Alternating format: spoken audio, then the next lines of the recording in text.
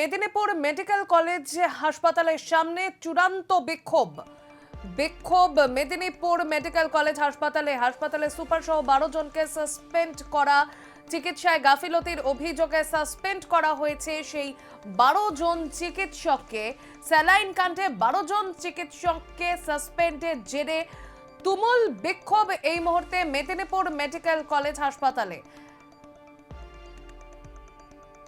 প্রিন্সিপালের ঘরের সামনে চিকিৎসকদের বিক্ষোভ। মেদিনীপুর মেডিকেল কলেজ হাসপাতালে 12 জন চিকিৎসককে সাসপেন্ড করায় বিক্ষোভ তুলে নেওয়ার জন্যই সাসপেনশন তুলে নেওয়ার জন্যই এই বিক্ষোভ দেখানো হচ্ছে বলে জানা যাচ্ছে।